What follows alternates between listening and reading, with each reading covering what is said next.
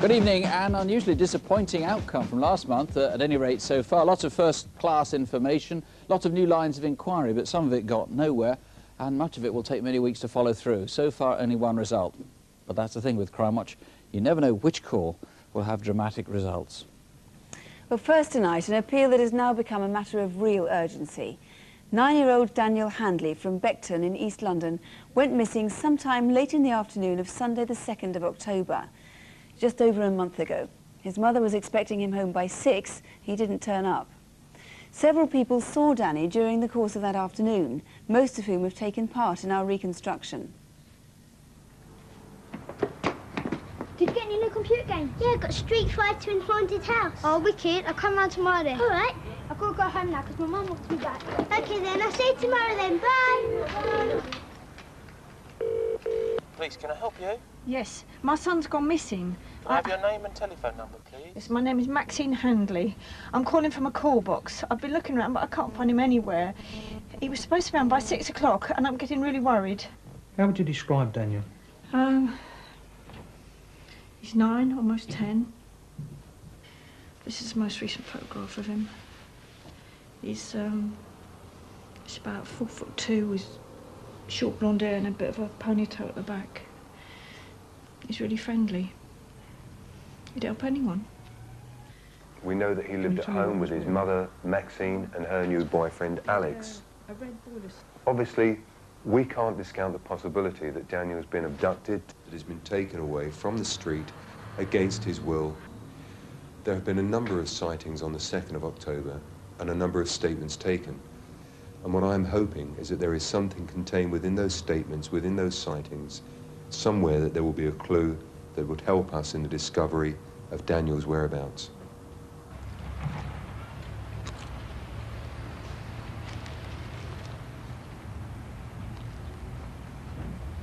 Excuse me, would you like me to take your trolley? Oh, right, OK, thanks. Whereabouts is your car? It's just over there.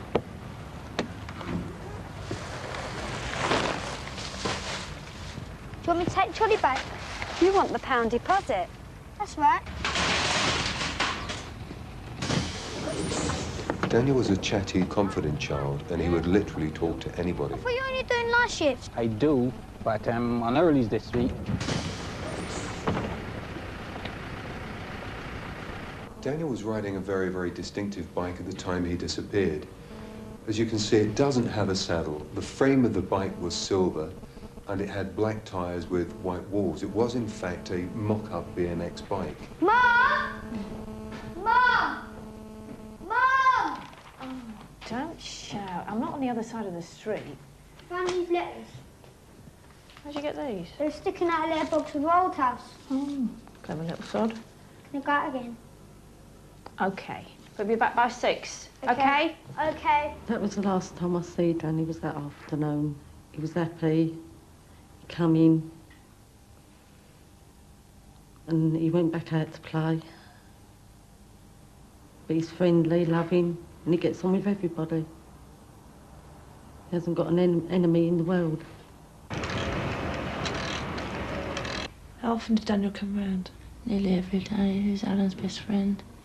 He used to stay quite often. What about that afternoon? Just playing outside, in and out all day, down the shops.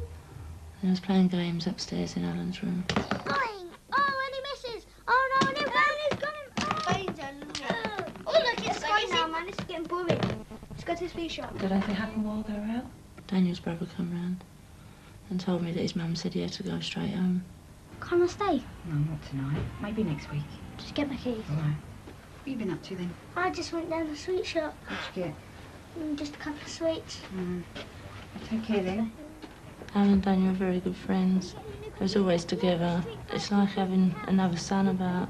Come here tomorrow then. He was just he's like Alan's brother. All right, see you tomorrow then. All right, bye. Did you see him again? That was the last time I saw him. It's clearly very important that we pinpoint the exact location where this child disappeared from. So exactly how many sightings have there been? There have been a number of other sightings, sir. At 6 p.m, Alex, who is Maxine's boyfriend, is walking along Tollgate Road with a friend towards the junction with Garnet Walk. Yeah, look, it's Daniel. Here, Daniel. What? You've got to get home, your mum's expecting you. I know. What are you doing there, mate? I'm trying to fix my bike. Every time I put my chain on, it keeps coming back off. There are children that say they saw Daniel playing at 6:30 p.m. on the evening here in Sorrel Gardens. It was about 7 o'clock and I come out of my house in wintergreen clothes. I was walking towards Yarra Crescent and all of a sudden some boy on his bike just went zooming past. What did he look like? I think it's about 8 or 9 and he had a red top on. Then I walked towards Yarra Crescent and there was this bike just sitting on the floor, laying there. What you've got there, Nish? I found it on the corner. You take it back where you got it from because somebody might come for that. Alright. Did you take it back immediately? No, I waited for a little while and then I took it back.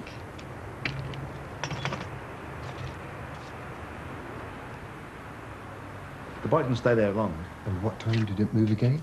As far as we know, at about 9 o'clock, 2 men moved it and eventually handed it into police, following the appeals on the TV. The search for Daniel has involved hundreds of officers who have trawled every area of open land in Beckton where he lived.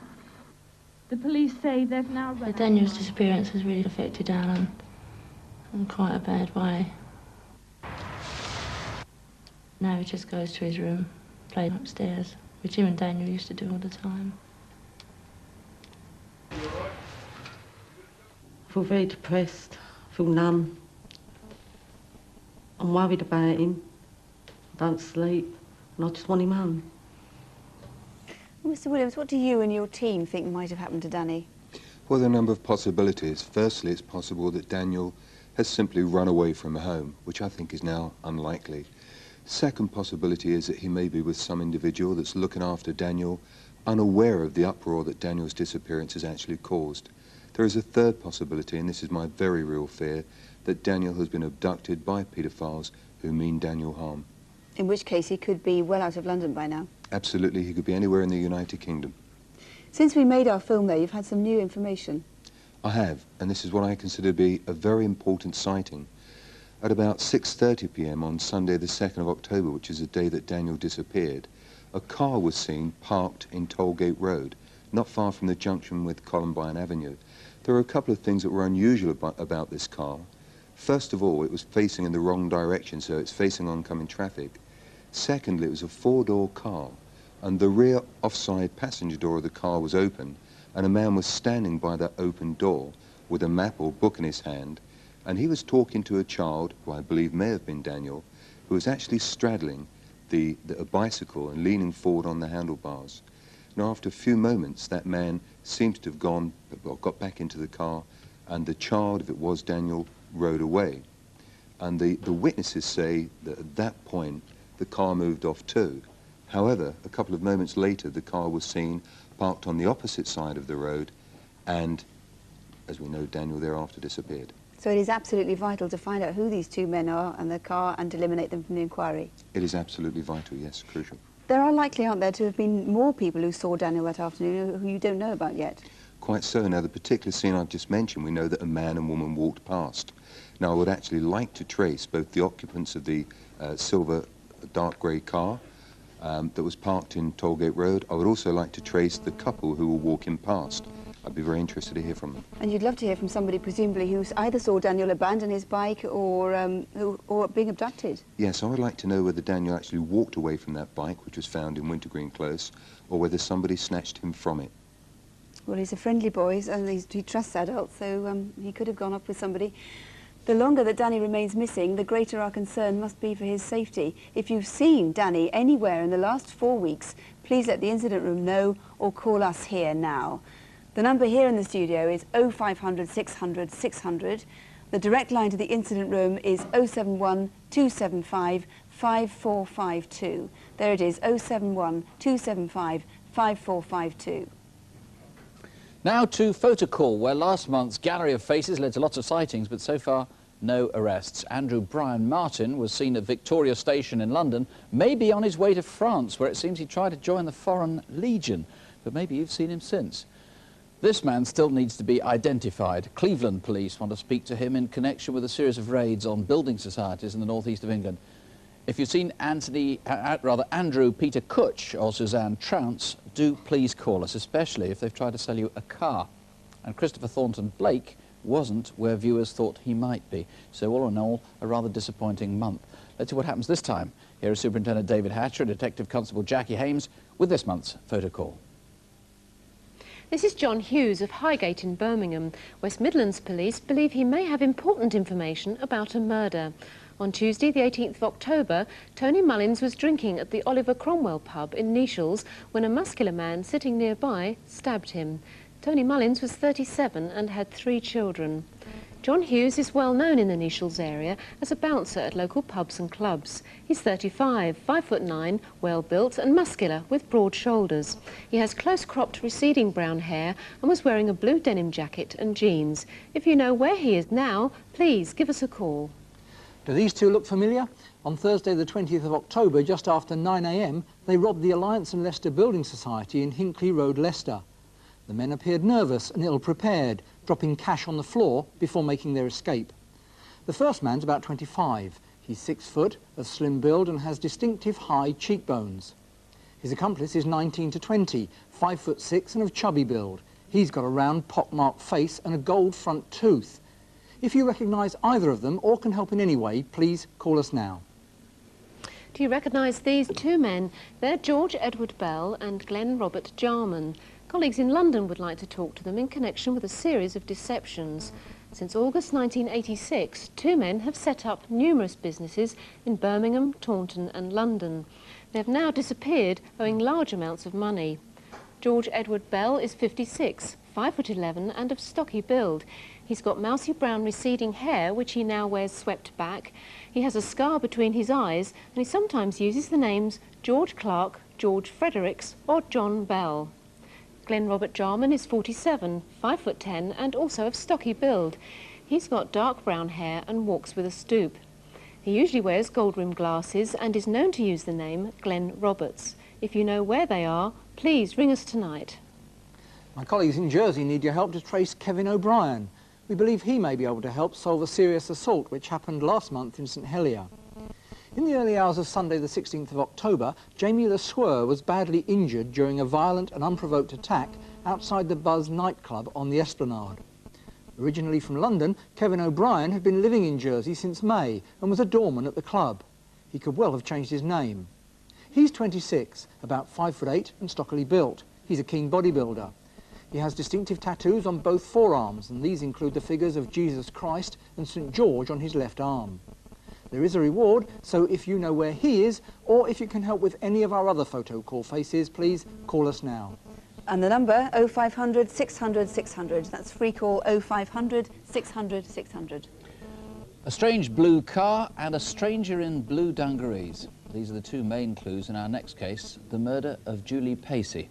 And detectives can't work out who the man is, where the car comes from, or whether the 2 are in any way connected. Maybe you can help. It happened 5 weeks ago at the Pacey's home in Grantham in Lincolnshire.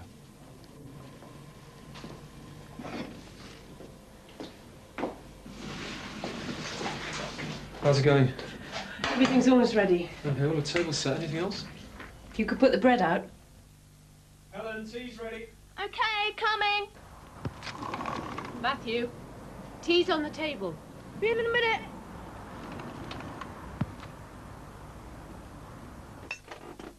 We always ate together every night. Always in the dining room. How was football practice? We got married in 1977, on exactly the same day as my mum and dad got married on. Julie was a wonderful person. She got on with everybody. She was so kind and caring and considerate.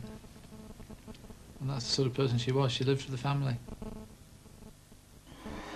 Friday the 23rd of September, and Julie was at home as usual, because on most days a local girl stopped at the Paceys after school until her own mother got back from work. I was walking down Longcliffe Road from my school when I saw a strange man walking into Mrs. Pacey's driveway. Come in!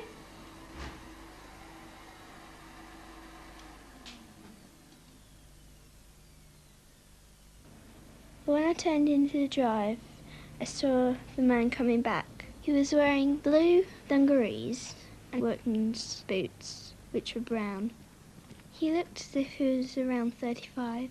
He was a fairly chubby man with a big round face, and it was all pink. Do you want a drink? Yes, please, Miss Stacey. Yeah, that a man just came into the house. There was a knock at the door and I thought it was you, so I said, come in. Julie later told her family how the man had asked for directions to Eskdale Road. Was that workman you? If so, for obvious reasons, please call and eliminate this line of inquiry. Yeah, I'm PA.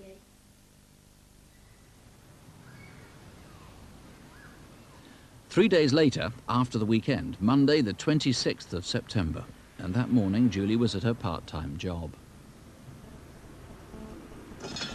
Julie had been working at the nursery since December '93. She was a very happy, bubbly person. She liked the children, and because she played so actively with them, they responded very well to her. That particular day I remember very vividly seeing Julie playing with a group of children. They were all very happy and they were playing, chasing bubbles in the garden.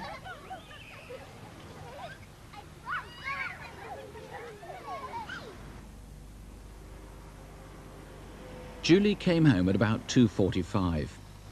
Though the family car is an Audi 80, several people insist that mysteriously, on other occasions, they'd also seen her in a 5 Series BMW.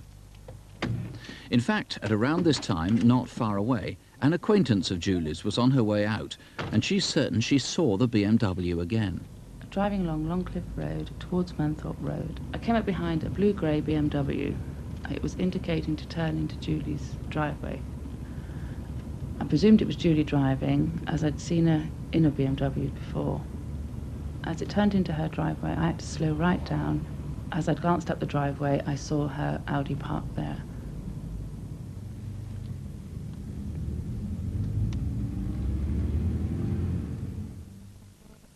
Julie left the house again that day. She was seen in Highcliffe Road, around the corner from her home.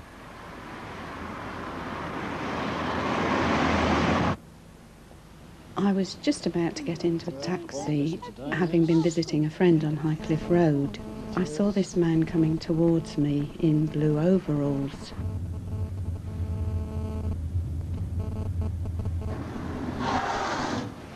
The car stopped for a moment and then carried down towards the junction of Longcliffe Road and indicated left. The man looked as though he was going to continue up Highcliffe Road, but ran back down towards the junction.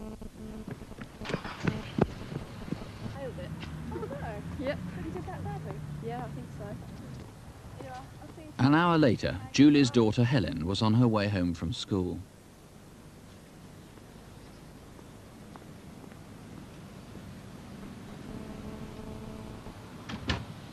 Hi, Mum, I'm home. Mum? Mum? Mum? Her mother had been sexually assaulted and strangled. Superintendent Billingsley, this guy in blue dungarees, you've obviously got to eliminate him. He's been seen in this area over a period of several days. Yes, he has, that's right. Between the Thursday before the murder, that's the 22nd, and the day after the murder, which is the 24th on the Tuesday, he's been seen on a number of occasions on that estate and also in Grantham, dressed in the overalls, and that's a fairly predominant feature, that he should be dressed in those, with a particularly red-faced, most of the witnesses describe him as. He's wearing brown workman's boots, I gather. He's about 5'8", fairly sort of normal height, thinning hair, as we can see. He was asking directions a number of times. Yes, that's right, and it was particularly interesting, I think, on the Thursday, because he was asking directions for an industrial estate that was far away from that Manthorpe estate, the other side of Grantham. He didn't ask for any repeat directions, which is abnormal. There wasn't a vehicle seen, and he went away. And again, he was wearing these blue overalls. Now, he was seen on the Thursday, on the Friday, not then over the weekend, Saturday and Sunday. That's right. He was seen, as we've just saw in that reconstruction, running back after the car nearly missed him on the Monday, just before Julie Pater was murdered. But again, he was seen in the area on the Tuesday. Yes, he was. That's fairly interesting because it's between the Manthorpe estate and the next residential estate, which is the Orchard Tree estate. A man was seen at 10 to 9, that's the following morning after the murder, kicking the grass as if he's looking for something. And again later that day he's in Grantham town, going into a shop and acting totally suspicious by the shopkeeper in his actions. And again dressed in the boiler suit or that type of overall, blue overall, and again with a red face. Well, it might be obviously entirely innocent, as might this blue BMW. Quite bizarre this, that the family is adamant that Julie never had access to a blue BMW, and so many people on the estate say they've seen her in it. Sometimes, I think one was 7 or 10 days before the murder. Yes, that's right. You're absolutely right. The family are adamant. There is no association that they can tell me about which puts the BMW with that household. And yet there are people who knew Julie, who knew Julie's car, the Audi, albeit that it was the same colour. They know that she had an Audi. They've seen the Audi next to the BMW, in fact, on the driveway. So and there's no doubt about the existence of that. And on the afternoon of the murder, that's Monday the 26th of September, a BMW of that description, blue, perhaps blue-grey, seen speeding away from the estate towards Grantham. Yes, on 2 occasions, at 3:20 on that day, leaving the estate and, as you quite rightly say, pulling off towards the Grantham. And then again, just before 4 o'clock, another car, again described as a 5 Series BMW, driving fast along Longcliffe Road. Very fast? Very fast. I take it if somebody comes forward and says that was me, you're not going to do him for speeding there? Absolutely not. You need to eliminate that as well. And if you can tie any of these events together, either the man, if that was you, or if you have any idea who that might be, or the car, if you can explain that, here's our free call number, 0500 600 600. We're live, of course, the lines are open. If you can help, please call us now, 0500 600 600. Or you could try the incident room direct, 0476 62501. That's Grantham, or 0476 62501. Well, the lines are all busy here. The will's certainly there, but there's nothing significant to report at the moment. Nothing on the whereabouts of 9-year-old Daniel Handley. So please do ring if you can help on 0500 600 600. It's not always easy to choose which crimes to cover on this programme. Surprisingly, few of them have enough clues to warrant a full reconstruction. But there are a lot that could be solved with more help from the public. And with a roundup now of some of them, here are Superintendent David Hatcher and Detective Constable Jackie Hames. First on incident desk tonight, do you recognise this man?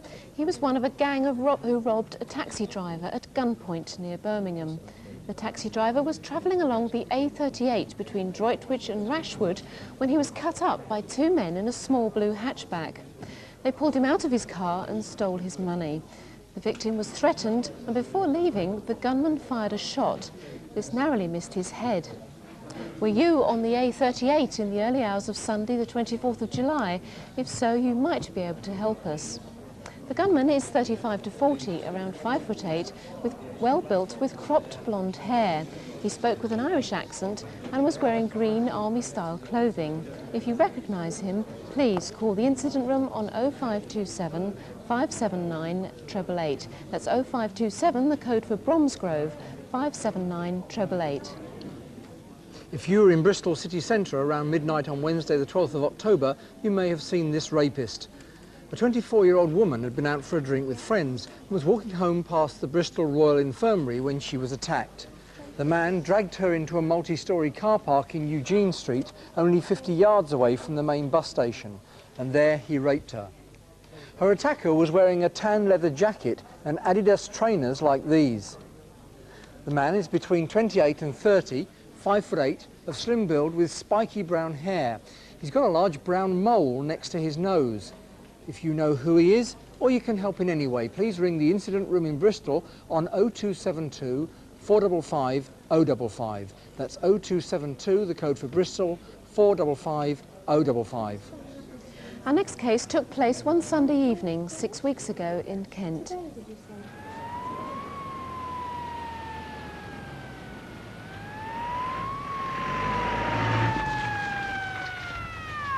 This is Aqueduct 5, one male late 30s with gunshot wounds. Request police.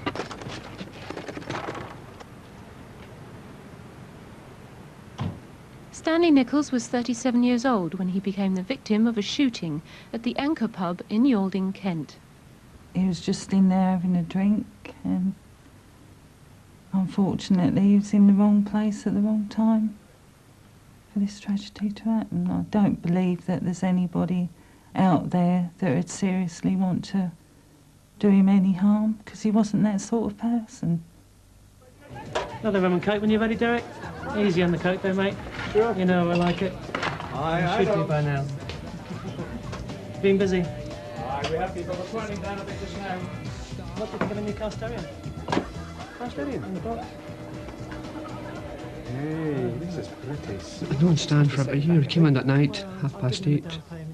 Really good mood, relaxed, easy going, enjoying himself. Yeah, it was a really good mood that evening. Well, I'll tell you what, I'll get the guy's number off you. Cheers.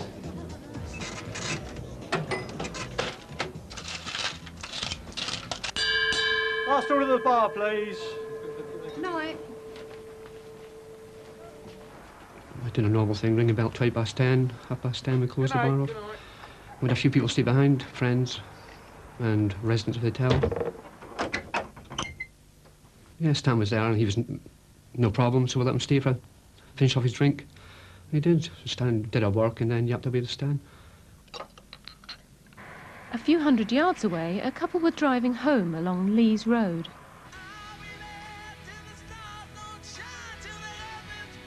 What's that car doing? We were driving home around 5 to 11, coming along Lees Road, and I saw an indicator flashing to come out in front of us. You could see it was a blue Ford Sierra, had the interior light on. The driver was middle 20s, dark gel back hair. He was wearing a white t-shirt and a green bomber jacket. It seems the men had been there for some time. Did you see them? At around 11 o'clock, they drove off towards the Anchor pub. You know, just a bit of pottering around their house, you know. Oh, that'd be nice. Yeah. Actually, I better be off, mate, so let's have it. No, no problem at all. No problem. Arrest is arrest. Come on, I'll show you out.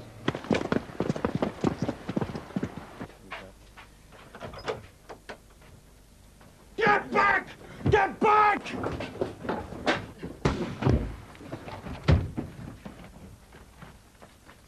It happened so quickly. When they said get the way I did, just natural reaction. I just ran. I said, poor old Stan never. And then I think he just froze.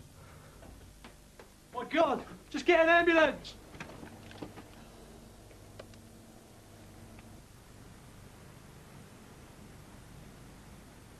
Why did they need to shoot anybody just to get a few pounds from the till? I've lost my brother and I miss him. And I just can't believe what's happened. It's a tragedy. Perhaps you can help shed light on this unprovoked attack. It's quite likely the three men responsible for Stan Nichols' murder were not local. Please look carefully again at the man seen driving the Blue Sierra near the Anchor pub that Sunday night. He's between 5'10" to 6 foot tall, about 25 years old, with very dark, gelled back hair. And the gunman wore a black bomber jacket like this. It had a distinctive gold eagle on the left arm. He also left behind this makeshift balaclava, which appears to be half of an army-issue cap comforter. Ring if you know where the rest of it is. It could be a vital clue. So please, if you can help in any way, call the incident room on 0622 654 321. That's 0622, the code for Maidstone, 654 321. On Wednesday the 5th of October, this man indecently exposed himself to 4 boys. They were playing in this grassy area near Hartley Crescent in Leeds between 3:15 and 4:30 when the man approached them. He grabbed the younger 2, who are 6 and 7, and frog-marched them a 1/4 mile through residential streets to a nearby wooded area known as The Ridge. The 2 older boys chased the man, shouting at him. After a tussle, they all ran away through the wood, but the man followed them and indecently exposed himself. The boys managed to escape finally by forcing their way through dense undergrowth. They're all badly shaken by their ordeal, and we're anxious for this man to be caught. So take a look at him. He's about 40, 5'10", with dark, slicked-back hair. He was wearing an unusual white or cream leather-type jacket and light trousers. He's got a very deep scar on one cheek. Were you in the Woodhouse area on Wednesday, October the 5th at about 3:15? Maybe you saw the man near the grassy play area or the ridge. If you can help in any way, please ring the incident room in Leeds on 0532 413 085. That's 0532, the code for Leeds, 413 085. And the number here is free 0500 600 600. That's 0500 600 600. Our next case is a murder investigation which has been baffling officers in Leicestershire since it happened 10 weeks ago. Ken Brown was 55 and he'd been in the hotel, pub and restaurant trade most of his working life. On August the 25th, Ken was shot dead at his home. The 40 officers assigned to the case have questioned Ken's associates, both past and present. Their inquiries have taken them all over the UK and to countries abroad, but the motive remains a mystery. All that is certain is that somebody, for some reason, wanted him dead. The team's hope is that somebody tonight can tell us why. Our reconstruction begins on Monday, August the 15th, 10 days before Ken died. Let's have you. All of you. There you are. Come on, here you are. Where are you? There you are. Come on, girls. Ken shared his house in Barrow-on-Soar with his long-standing friend Graham Bailey. The two men had become business partners in 1988. If I don't leave the airport right now, I'll miss my flight. On the morning of Monday the 15th of August, Graham set off for a fortnight's business trip abroad. I've known Ken for around 12 years. He was the best friend that I've ever had and ever likely to have had. He was a very considerate chap to me, up front, in front of all his staff and workforce, and some of the business deals we've done in the past. He may well have been seen as a very ruthless business person, but behind closed doors, when he goes home at night and he's feeding his chickens and his geese and his dogs, and he's walking around the fields with his cattle, is the softest person you would ever wish to come across. The businesses ranged over 4 counties, from Yorkshire down to London, and most of Ken's working days were spent on the road visiting them all. Hello, Kevin. Hey, Jeff. Everything all right? Yes, great, absolutely. Yeah. How's Sue? Very well, very well, yeah. He was a very generous man, to the point that one of our members of staff unfortunately had a fall and she had to go off work for a while. He sent her flowers. He was always asking about her all the time. He made a point that when she came back to work, that he went and seen her, went in the kitchens to see her, made sure she was all right and that sort of thing. He always thought of his staff all the time, all the staff. Hello, Andrew. How are you? Hello, Mr. Brown. You all right? Not bad, thanks. Here. Everything's going well? Yes, very well. Yeah. What are the bookings like tonight? Tonight, Thursday night, very good actually. There's over 100 in. On Tuesday the 23rd of August, Eleanor Jenkins had been shopping. As she drove home around midday, her route took her along Walton Lane, where Ken and Graham lived. A light-coloured Mercedes just came from out of nowhere, really, behind. And, well, I didn't even realise it was there till it was halfway past me. And that Mercedes was to be seen twice more over the next 2 days. Ken rarely went out in the evenings. His regular routine was to feed his babies, as he called his animals, at about 8 o'clock, and then an hour later he'd go back and lock them safely in the barn for the night. At around 10 o'clock the following evening, Wednesday the 24th of August, these two women, driving close to Walton Lane, saw a white Mercedes waiting to pull out of a farm track. It was a white L-Reg Mercedes, the new L registration Mercedes, 4-door saloon. Well, my friend, she said, he's flashing his lights, does he want us to stop? And I said, well, I'm not stopping along a lonely road like this. If he wants us to stop, he'll wait until we get into the village and then we'll see if he's still flashing his lights. I would imagine as he overtook us and went on up the road, the speed was between 70 and 80 miles an hour.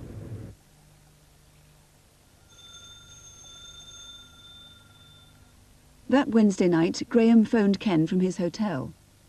Ah. Yeah, yeah. Is that all right, good or bad?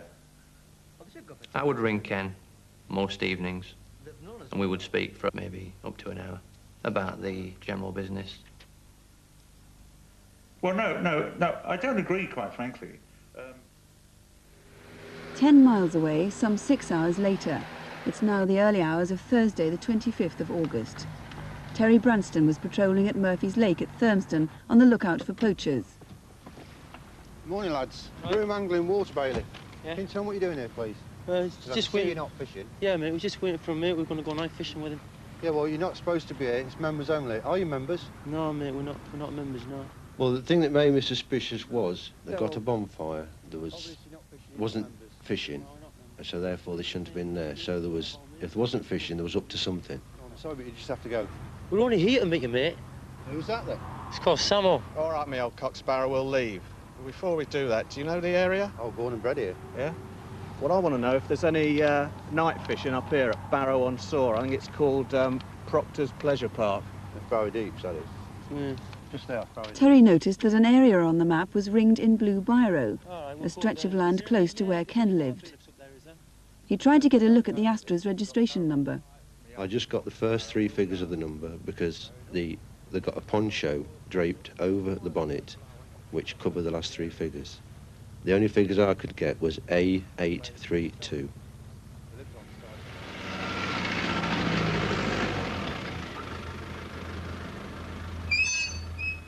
Later that Thursday, Ken arrived home after his day's work at around 5 o'clock. Sandy, Goldie. 3 hours later, shortly after 8 o'clock in the evening, Eleanor Jenkins saw the white Mercedes again. He just come flying out of the giveaway without looking in either direction. And I very nearly hit him. I know it was the same car. I think it's the size of the car, the way it was driven, as I was in quite a rush. At around the same time, Ken was on the phone to Graham's mother. Oh, well. I have to come and put the babies to bed. And don't forget, I'll be around at 9 o'clock in the morning. Okay. Bye. If Ken followed his normal habit that night, he'd have gone out to settle the animals at around 9 o'clock.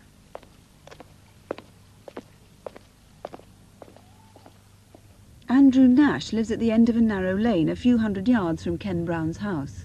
As I was driving down the lane, about 9:30, the headlights swung round into the field and I saw 2 people, one of which I saw the face of. I've only ever seen farm workers walking through there. It's very unusual. When I got out of the car, the men obviously weren't visible because they ducked into the trees. And although I was fairly startled, I presumed at the time that they were just up to some form of mischief, and so simply just walked into the house.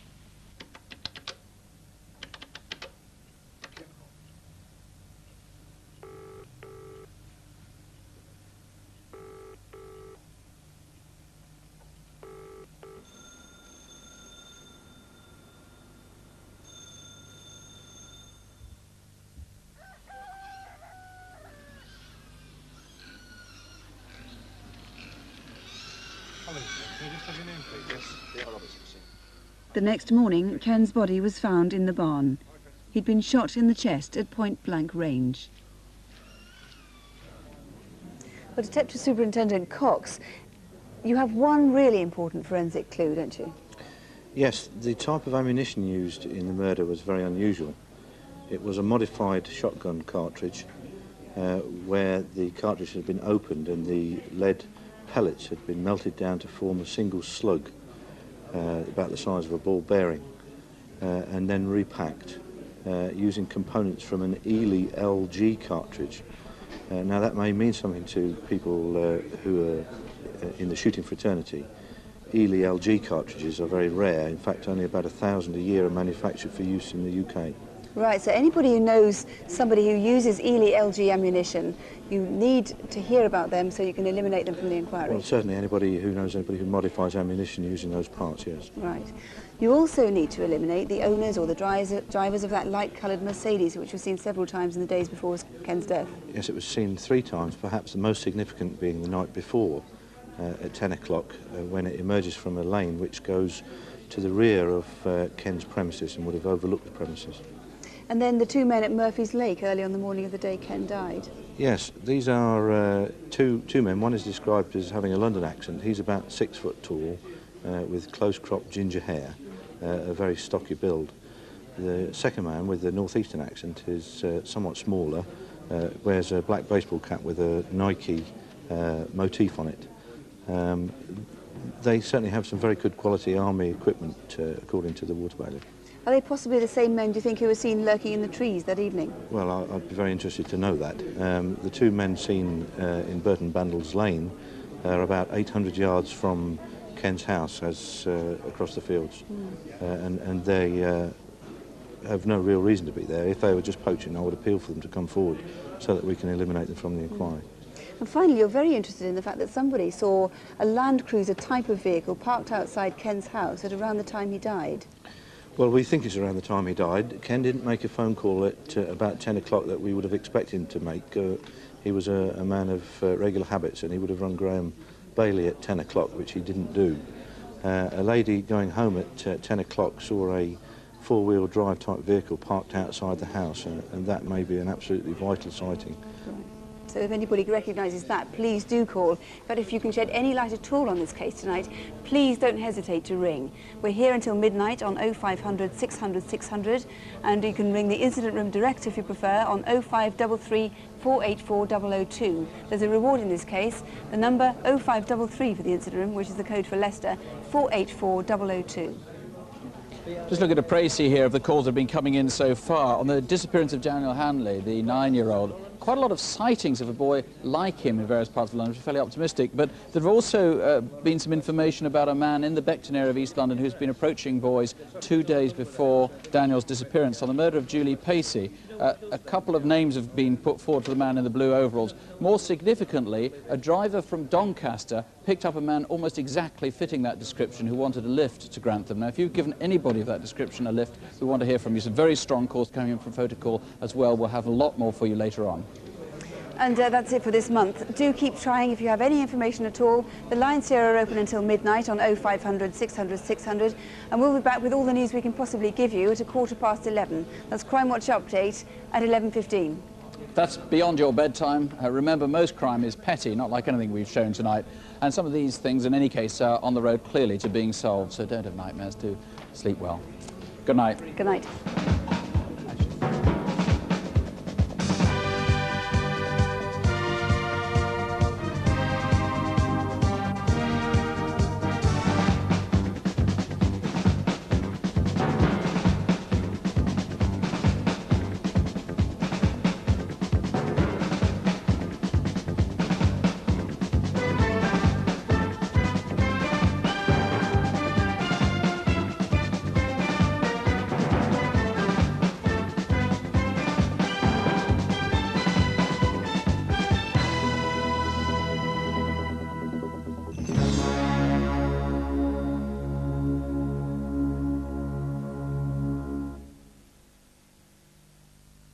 So, what did you do last night?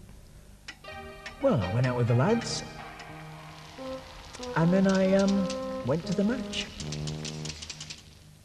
What did you do?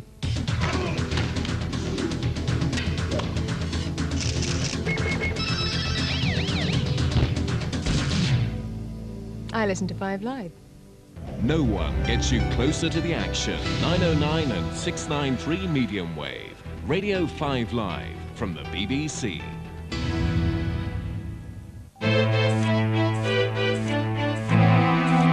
1930.